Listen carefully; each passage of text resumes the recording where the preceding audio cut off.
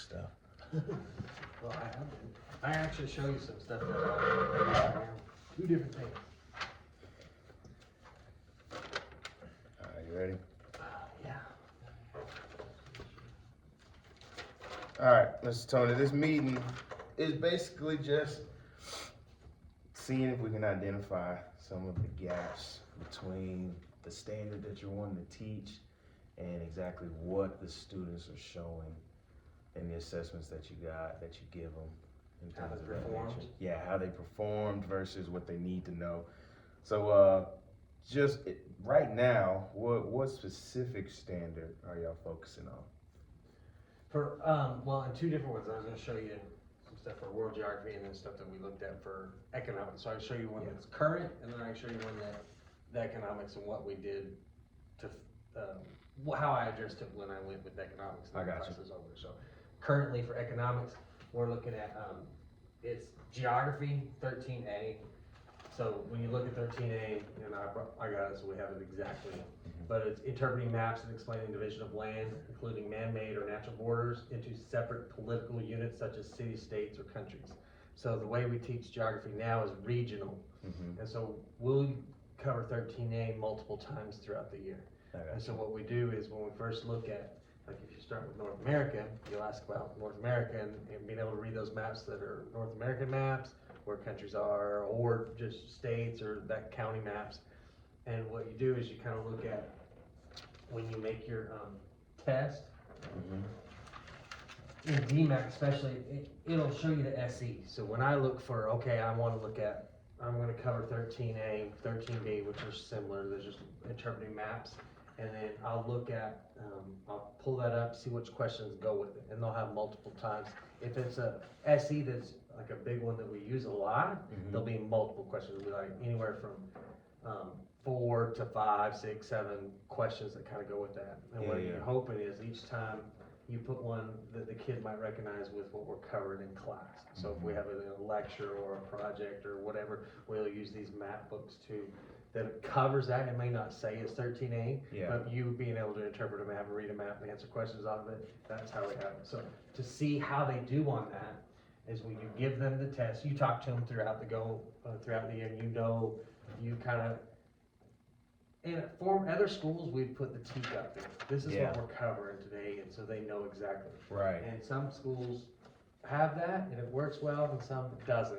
And so, for me, what I do, if they want that, I'll put it up there, or I'll put it in more layman's terms, like easier to digest for the kid to understand versus reading that out.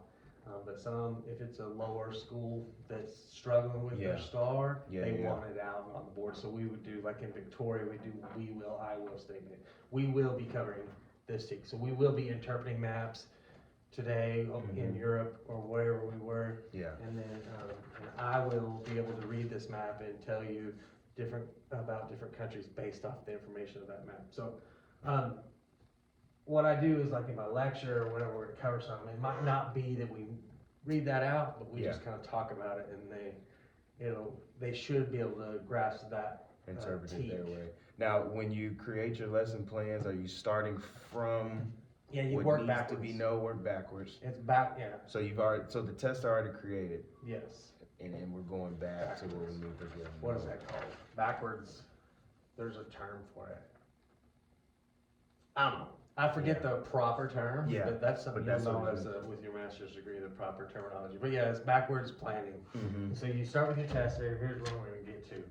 And some say that's teach to the test, but in Texas, the way they have it teach, it's not really teaching to the test. You know what's expected of them by the information. So even if with the TEACs, the way they're set up, you might make the question for the test and you know how the test is gonna word the question for them to answer, so you're teaching to that specific. Right. But because of like DMAC or something, you have multiple questions that are the same TEAC. So just because you use that question one test, then if you look at the data and say, okay, when you print it all out and it's put in DMAC, here's a little harder because we don't have the computer or the scanning that gets put in, and we're working towards it. That's why we're trying to get that common assessment. But what you can do is you can see, okay, this kid, like an individual kid, Johnny, he missed I had 13A on here 4 times, Mm-hmm. right? And he missed 2 of them, we got 2 of them correct. Now you kind of look at it, is it because he didn't understand the map? Or Right. didn't understand the concept? Right. And so what you do is you kind of look at, read the questions, see what they put, and then look at, compare that to the rest of the class. Mhm. So, since I have the data for this one, this is for economics, and one of the ones is scarcity, is what it is, 1A is scarcity, okay? And then you got like, 4B, this is gonna have to do with like the free enterprise system, and like how that is current versus how it was historically. So I can look at it, it breaks it down, like the whole class, kind of where that, the minimum requirements, 36, kind of breaks it down to what STAR would be. I got you. Okay, and if they pass it, 90% is the 75th percentile, then that's a pretty good question that's doing all right. Mm-hmm. And then you kind of go down here and you break down for this is zip grade, which I put in the stats from, this is a DMAC test, Mhm. but because I wanted to scan it and keep a hold of it, because I wasn't quite sure what they required of us here. Right, yeah, I label each question with the TEAC. So Yeah. this is essentially what the DMAC data is Mm-hmm. in zip grade. Yeah. But I put it all in, so I know. So I know I can look at each kid, and see what their overall score was. The questions that were 1A, Mhm. he got 90% of them right, 90.9. And then, but his 4B 92, but then 5A 91, and so 3B 83. So I look, Gotcha. each time that was, he is understanding the concepts that we're getting. Yeah. Then you might go down and find somebody else, like she's right here, 54% in 1A. Mm-hmm. So she's 50 pretty much across the board, but then 4B is 38. So what I look at is if you kind of look at it as class average too, is it the individual student not understanding, or did I not cover it well enough and the whole class suffered from that T? Right. And so with that information, now I can spiral it back in. Yeah. And so if you know where you're gonna start, you know where you need to end, you build your lesson plans to that, and then when you take your test, you can do quizzes that'll show up and you get that TEAC, how it is, or you might use it for like a bell ringer. They come in, you have that question, okay, here's a question that we missed on the last test. So Right. one way I can spiral it in, I can be just the start of our conversation today. You come in and it was easier at other schools because we had laptops and I'd have them all into Google Class and I'd have the question posed on Google Class and then they'd all answer it on there and then I can talk about it. So if it was, say, we were struggling with that 1A and that scarcity, Yeah. I would be able to ask questions with 1A throughout the next few lessons, tie it to a lesson, or I can bring it up as a bell ringer to remind, okay, and kind of refresh it, and then retest it again. So like when we get to our semester exams, Uh-huh. especially in like geography, it's the year-long course, I can see the trend, okay, they've mastered this. Right. We've looked at in geography, when we're looking at our 13A and interpreting maps, it's gonna be something that you do each region. So Mhm. if they struggled with it, well, is it because they didn't know anything about Europe at the time, which that's where we're at now? Or is it because they don't understand the concept of using that map? And Right. if so, then I can put more of those in. Yeah. And that's how you spiral back. And that's not individualized, correct? That's more of a You can do it overall at a macro class. level, you can do it at a class, but if you know specifically if a kid's struggling with that and you realize, hey, they're trying their hardest, but they're really hitting that, then you can do some extra stuff with them one-on-one. It's like if you have a special ed kid Yeah. that needs reinforcement, Yeah. you can look at the TEAC and see which TEAC they need reinforcement, because you know, especially if you're a tested subject, this is stuff I did more when I was US history, I got you. more in depth, I guess. Yeah. Now I kind of do it just because it's habit, but I may not have it written down exactly, but it's essentially the same thing. Right. I don't have many people who come and ask me, Yeah. prove your work, show your Prove work. Show But me your this data. is what, when you're gonna prove your work, this is how you prove it, and then you can have, especially if you put it in DMAC, it's Mhm. there. And if you have a kid that's really struggling, or maybe they didn't pass their STAR test. Yeah. My wife, she's really good at this because it's biology. She Mhm. sets it up and she'll spiral it back. And so if you're gonna take a kid and you look at their STAR, say they failed the US history test. So they're gonna come to summer school and retake it. Well, you can look at their STAR data, which is the same thing. You take each TEAC, it Yeah. breaks it down by TEAC. Right. And you look at how is that TEAC weighted? Like, is it asked a bunch, or is it one that's kind of a helper TEAC? Because some of them, like if you get into the 20s, 21, they're kind of go playoff. They're not the main team, but Right. the one that's introduced. So they're not like the star of the show. You get back to the one that you can see how they perform in this, and then if you're going to do it as far as catching up or or recovery type stuff, credit Yeah. recovery, you can focus in on the ones that they struggled with, and the other ones that they've already mastered, you don't have to hit as much. Right. So it allows for focused instruction based off that kid, or you can, a reflection as a teacher, hey, I didn't do this one very well. Yeah. Because all of them are struggling. You'll have Yeah. some that try that don't, but by breaking it down per teak, Mhm. you have the number and you kind of know, it makes Now it to it's where you targeted more. targeted. So when you look at the data and things like that, from your higher students is where you probably could see where the gap is. Yes, so From if your- we're gonna do, so you can see the gap far as in your kids, like if you look at demographics and all that kind of stuff, you can Yeah. kind of look, or low income, you can break all that data there, which they kind of do on the state level. Yeah. For, me, like if it's an individual like the class, you look, the smart kids, not smart kids, the ones that understand or are mastering the concept, you can see, okay, they're at 100, and then how many below that? So one thing it does too is you can look at your outliers. Yeah. So you can find, and that's really where you'll see your gap. If you, Mhm. especially with a low functioning student that's struggling, might Yeah. not be getting it, their grades aren't very good, or they're, they have different plans, and you gotta make sure you're meeting those plans.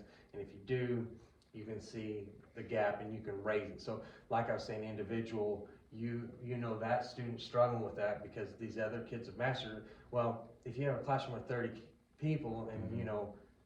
80% of them, 85% have mastered it, you don't wanna keep covering it all the time. Right. You might bring somebody else in, or you could do it in a setting to where, like I was saying, like a bell ringer, they come in and answer this question, all the rest of them will get it, Yeah. but it's not taken away from them, cause we can still move Right. on, and you build on that. So you can see the gap far as a classroom compares student to student, or you can use it if you're spiraling back in, if you're keeping the data between that kid at the beginning of the year when you first introduce that teak, Mhm. just like the reading the maps, versus what you are right before you take the test, you can compare, see his gap or Yeah. her gap. So if they struggled at the beginning, weren't mastery, or they were getting 1 out of 3, and now by the time, because you've asked the same question or asked that same a question from that teak, you can Mhm. see, okay, now they've made it to mastery here, we can let that one go, and we can build on to a different one to Right. get them ready for the test. I got you.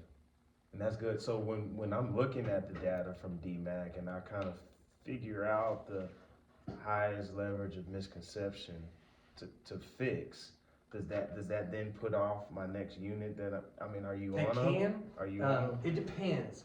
If the whole, like, if nobody's mastering it, Mhm. and they really bomb, you may need to spend a couple more days. And this is especially true, like if you're going with math or Mhm. something that really builds on itself. On each other, yeah. With history, you're lucky because you may hit it and they may not understand that, but the way I teach it, I relate it back to whatever we've covered before. So, I got you. and like with geography, because it's the same teaks, but it's just a different part of the world. So if you're gonna talk about religion, you're gonna talk about religion and the types of religion in North America, South America, Europe, so you're hitting that concept. Or if you're gonna look at like physical geography, and each of these have teaks that you're supposed to cover, Yeah. well, you're gonna cover it in our North American unit, our South American unit, our Mhm. Europe unit, so you're still hitting that teak, now it's just a Right. different part of the world, so you can see, all right, they know how this climate's gonna affect the Yeah. people living there, so you tie Right. it to that. So the standard still remains the same, even though the T. Yes, You know what I'm for saying? history especially, because it's just a different part of the world with the same standard. Right. So Or video. what's up? What? No, you can come in here. It's fine. It's I'm sorry. it's a video from my class, and we're just mocking data reading. But he said you were good at data too. I probably should have. She's lying.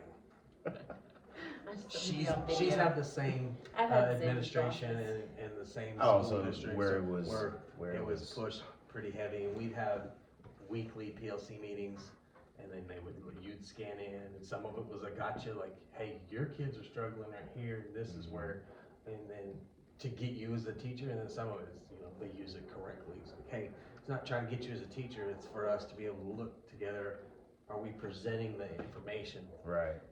on the right level? Yeah. And well enough to where we're gonna be successful, and they're all gonna be successful, Mhm. or do we need to take a different approach? Yeah. Like, is it, if you're sit and get and teach and lecturing, which I'm able to do a little bit more in history, and then what she does in her biology, where kids struggle is when she has them tactile, they're up and Right. doing different things. She has stations and card sorts and different things. Yeah, yeah. And she's able to get them, and she knows which teak, so each of her card sorts is based off of this teak, Mm-hmm. and they'll get it till they master it, and then she'll know, hey, they still don't get it, we'll pull that card sort out again, back at it. Now, in your, just in your experience, the unsuccessful students, are they unsuccessful in a specific teak, or are they just unsuccessful in?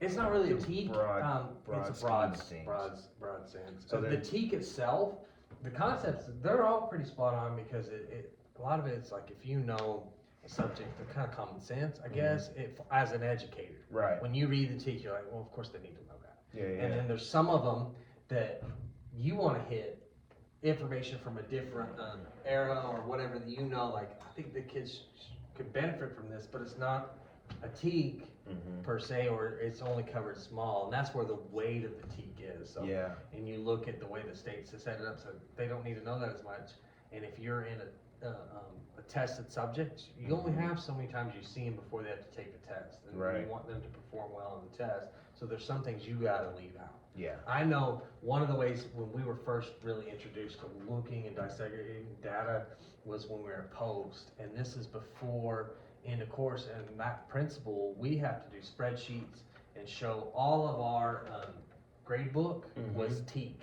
Mm. So like if you're getting a grade, I'd put 1A. Instead of the assignment, Yeah. I'd put 1A, Yeah. and then I'd put what every kid's grade was off of 1A. Gotcha. And I wasn't a geography teacher, I was a freshman social studies teacher. Mm-hmm. So he took the teaching to the test, which is supposed to be a negative thing, which it is. If that's all you're focused on the test, then Right. you side of some other stuff. So Right. schools that allow you to use the data, show you how to use it, but also allow you to be flexible within that and let you teach the way you are, as long as you're still being held responsible. We gotta cover this, Mhm. just how I get there doesn't matter as much, but we had US history was the final for, social studies. Yeah. So my freshman year, I had to teach US history through world geography. Mhm. So I was given old star question tests of US history mixed in, Right.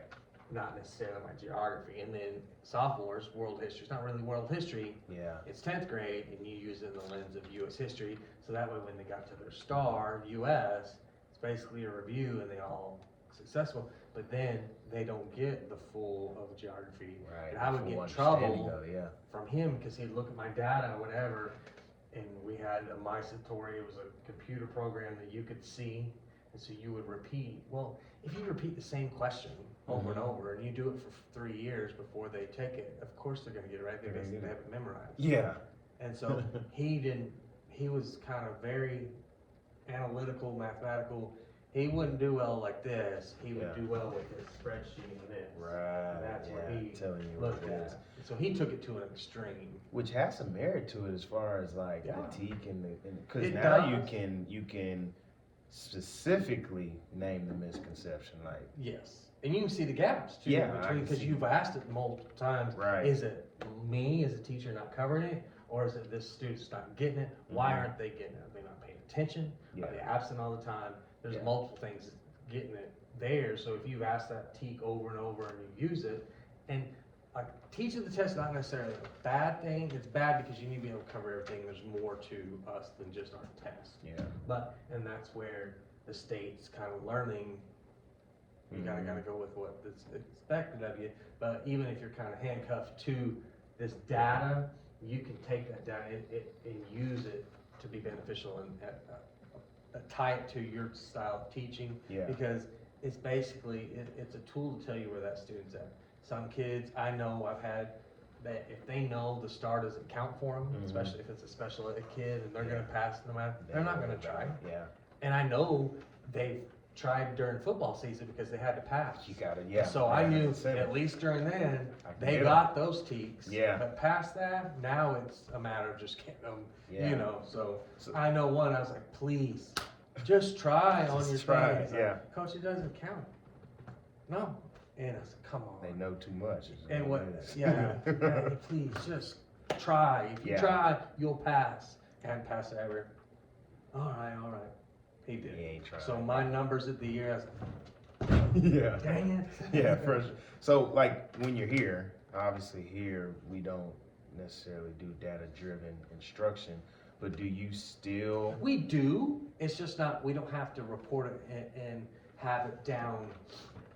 I think it's kinda, it's always, if you're basically a good teacher and you know your teaks, especially, you're gonna cover it naturally. Right. Now, whether you, when you say data driven, you go back and look, I'm sure most teachers, they'll spiral back. They'll look at your chapter test or whatever. You might not have tied it to a specific teak because our textbooks are teak based as well. Mhm. They're each chapter, if you go through each chapter, you're gonna get through each teak. I take the year at a glance, the YAD, and it has, hey, this semester you're supposed to cover these teaks. Yeah. And so I know I'll get there. Right. And so data driven, whether you're forced to show it, Mm-hmm. for me, it's because I was forced to show it so much. It Yeah. just kind of comes Now natural. it's natural And I to use my, I know I got to cover these teams, and I kind of am familiar with it. I forget stuff. I always have to have it written down, so I go Yeah. back and look and make sure you know each covered, and then it just ensures that you've covered everything you need to cover for that Yeah, year. I got you. Well, man, that's it, man. I appreciate it. That work? You big time. You got it going on, man. You know exactly what's going on. Maybe I should I go just- get my. Yeah. I've thought about it. but- You need to.